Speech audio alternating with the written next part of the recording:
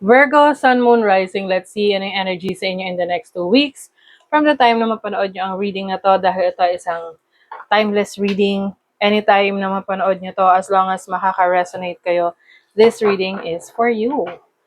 Another reminder, I will not message you or follow you para mag-offer ng services, sa mag-ingat kayo sa mga fake accounts and scammers. Kung gusto nyo ng private reading, just go to my website, justthequeenph.com, or you can book directly sa aking calendar. Link on the description or comments section. Okay, Virgo, anong ganap next 2 weeks for Virgos? True love, come to me. Ayan. So, maaring you are manifesting a romantic relationship or you are into a new connection ngayon na parang in love. Yung ibang Virgo, in love. Yes. And you are wishing or kumbaga parang not just actually wishing but kumbaga gusto mo na itong relationship na meron ka ngayon is siya na talaga. Like your person. That's why you're very inspired. Inspired ka sa situation mo ngayon with your person.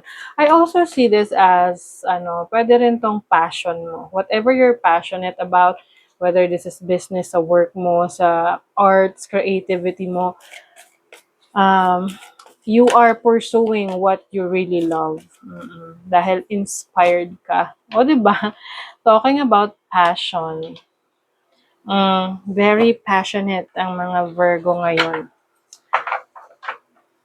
You are focused on ano talaga or sino talaga yung gusto mo sa buhay. Yung bang, kasi diba, yung ba, hahanapin ko muna siya. Kung sino man yan or ano man yan. So, for you, yan talaga yung goal mo. Hindi porket may darating, iisipin mo na yun na yun. So, you will really, kumbaga, titingnan mo talaga. I-analyze mo kung yun na ba talaga ang para sa'yo. Overall energy is the Queen of Cups. Malakas ang inyong instinct, intuition. This is someone na nurturing yung energy. In love. Oo, totoo. In love ang mga Virgo. Pwede kasi, alam nyo, ang pagiging in love, hindi lang naman yan dapat sa partner relationship, no? You can be in love with your work. You can be in love with your craft. You can also be in love with yourself. Diba? In love ka sa sarili mo. Love mo yung sarili mo. And there's nothing wrong with that. Diba? Sino ba dapat unang magmamahal sa'yo? Sarili mo, diba? Now, your challenge is the Knight of Cups. Naku! Merong person sa buhay mo, can be a water sign, Cancer, Scorpio, Pisces, na to you, medyo challenging siyang kasama, kausap. Pwedeng may tension between the two of you. Parang hindi ma-express yung feelings. So, yun, kailangan lang din, you have to be more open sa pag-express ng feelings mo para mas maintindihan ka, diba? Your opportunity is the 9 of Wands. So, talagang you are focused on the work. You are grinding. You have the opportunity to grind for your career, for business. Also, rin to yung pagiging resilient. Na, even if may mga challenges, you are still standing your ground. Kumbaga, going strong.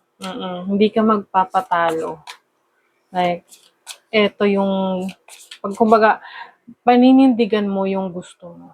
Paninindigan mo yung tao na yan. Paninindigan mo yung pangarap mo, yung trabaho, yung creative skill set mo. So, it's about the opportunity to para ipaglaban, to fight for your right and to fight for what you love. 'Di ba? Ang poetic. Your blessing. Four of Wands. Oh, 'di ba? As a blessing, this is celebration. Celebration of love, celebration of family, celebration of stability. So, maaring merong mga pag pagsasalo-salo sa family in the next 2 weeks, or you are finally building your dream life. Mm. Na yes, hindi siya gano'n ka-perpekto, 'no, may mga challenges, but you are seeing your progress, nakikita mo na yung improvement mo. And then your money, career, finances is, wow, the sun. Oh, talaga naman. You are shining, shine bright like a diamond. The sun is about leadership. So, some of you, meron kayong leadership role, leadership qualities. You are shining. Kumbaga, merong certain level of popularity sa inyo sa trabaho, sa career, sa business nyo. And you will be more fulfilled, no, sa career path mo ngayon. Whether this is business or sa job mo. And then, for your love life, tingnan natin. Judgment. Yung iba sa inyo, pagdating sa love life nyo, merong mga realization, no? Realization na kung ano yung mas nakakabuti at hindi makakabuti sa inyo pagdating sa pakikipagrelasyon. So, kung kayo ay single, meron kang realization na kung ano yung gusto mo sa isang partner. Na pag nakita mo na wala siyang ganong quality, ekis na siya sa'yo. Pero kung nasa relationship ka ngayon, I think may change, no? Major change nangyari sa connection ninyo. Some of you, pwedeng may separation or it's like a rebirth kasi parang merong pagbabago, may transformation sa inyong relationship na yung iba naghiwalay pero nagkaayos kasi may pinag-usapan kayo. Nagkaroon kayo ng realization na sa relationship kailangan give and take.